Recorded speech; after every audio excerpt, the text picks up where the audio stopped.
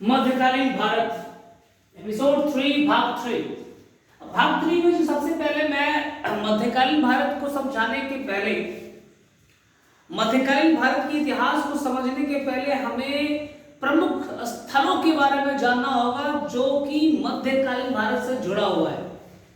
ठीक है, ऐतिहासिक प्रमुख स्थल जिसकी जानकारी होना जरूरी है, क्योंकि ये सारे स्थल आपके पास बार बार आते रहेंगे और मध्यकालीन भारत के साथ ये जुड़े हुए स्थल हैं जिनका संपूर्ण ज्ञान होना बहुत जरूरी है। सबसे पहली बात आ जाती है आगरा के बारे में। आगरा के बारे में चर्चा मध्यकालीन से पहले की चर्चा करना चाहूंगा कि महाभारत के समय में आगरा को अग्रवान कहकर बुलाया जाता था। तो आगरा की जो प्राचीनतम नाम है अग्रवान है। वर्तमान में भी देखिए आगरा का नाम बदलने की बात चल रही है। ठीक है, नाम बदलने की बात चल रही है। हो सकता है कि नाम इसके बदल भी दिए जाए। आगरा के बारे में जानेंगे कि आगरा का जो स्थापना किया गया, इसे बसाया किसने था। 1504 ईस्वी में सिकंदर लोदी ने आगरा को बसाया और उसने ही सर्वप्रथम जो है दिल्ली सल्तनत के अंतर्गत में अपनी राजधानी बनाई, सिकंदर लोदी। अब सवाल यह था कि भाई दिल्ली सल्तनत के अंतर्गत में सिकंदर लोदी ने आगरा को ही अपना राजधानी क्यों बनाया। तो देखिए दिल्ली की सुरक्षा के मद्देनजर रखते हुए कैसा ना हो कि कोई राजपूत आ जाए और दिल्ली पर आक्रमण कर जाए, दिल्ली पर वो राजपूत गद्दी बनाकर अपना बैठ जाए कि अब तो मुगल सत्ता आपका जो है दिल्ली सल्तनत खत्म हुई, अब वहां राजपूतों की फिर से आ गई बस्ती, राजपूत राज करना शुरू कर देंगे और बैठ के ठाठ से अपनी मूंछ को ऊपर मोड़ेंगे। इसी चीज को रोकने के लिए सिकंदर लोदी ने क्या किया कि आगरा को अपनी राजधानी बनाई ताकि दिल्ली पर राजपूत राजा जो है अपनी आंखें गड़ाकर ना रख सके और उसके आक्रमण को वो रोकने में सफल हो जाए। क्योंकि दिल्ली पर आक्रमण करना कोई बड़ी बात नहीं थी, दिल्ली पर आक्रमण होता राजपूत राजा करते हैं क्योंकि दिल्ली प्रमुख स्थलों में से एक थी और उस पर कंट्रोल करने का मतलब था, नियंत्रण करने का मतलब था कि पूरे भारत पर नियंत्रण कर लेना। तो दिल्ली जो है भारत की दिल है और उस दिल पर राज तो हर कोई करना चाहता है ना। हाँ, तो दिल्ली पे कंट्रोल करने, दिल्ली पे आक्रमण को रोकने के वजह से और सिकंदर लोदी दिल्ली पर अपना संपूर्ण कंट्रोल रखने के कारण जो है इसने अपनी राजधानी आगरा ले गई। और आगरा ले जाने का फायदा भी जो है सिकंदर लोदी को मिला। उसने वहां से इटावा, बयाना और ग्वालियर को अपने सत्ता में मिला लिया, मतलब अपना साम्राज्य का विस्तार करने में भी उसे कामयाबी मिली। देखिए दो फायदा हुआ।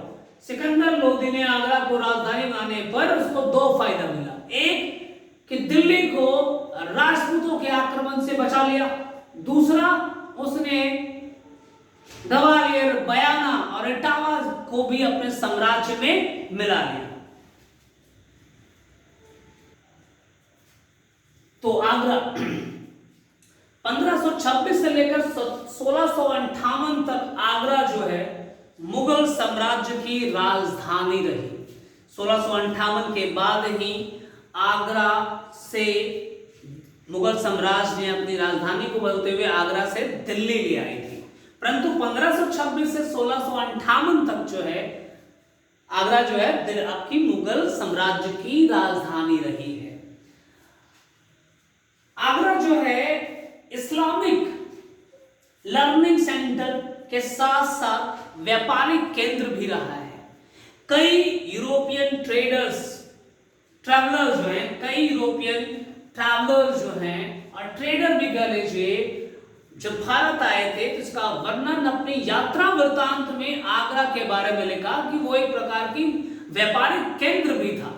मध्यकाल में आगरा जो है व्यापारिक केंद्र होने के साथ साथ एक लर्निंग सेंटर भी रहा है, एक शैक्षणिक केंद्र भी रहा है, इस्लामिक शैक्षणिक केंद्र भी रहा है। सिकंदर लोदी ने आगरा के उत्तर में एक छोटा सा गांव बसाया था जिसे सिकंदरा कहकर बुलाया जाता है। इसी सिकंदरा नामक जगह में सिकंदर लोदी ने बारादारी,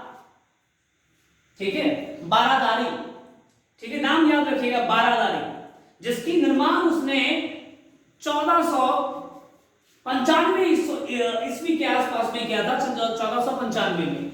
बारादारी की मेन खासियत क्या थी वो जान ली। इसमें कुल मिला के 12 दरवाजे थे, ठीक है। एक ऑडिटोरियम के रूप से इसका निर्माण किया गया था और ऐसा माना जाता है कि इस जगह पे मुजरा वगैरह, डांस वगैरह जो है, संगीत वगैरह का आयोजन किया जाता था और सिकंदर लोधी शायद वहां जाकर अपने आप को मनोरंजित करता था कि नृत्यांगनाएं आती थी, वो नृत्य दिखाते थे, संगीतकार आते थे तो संगीत सुनाते थे।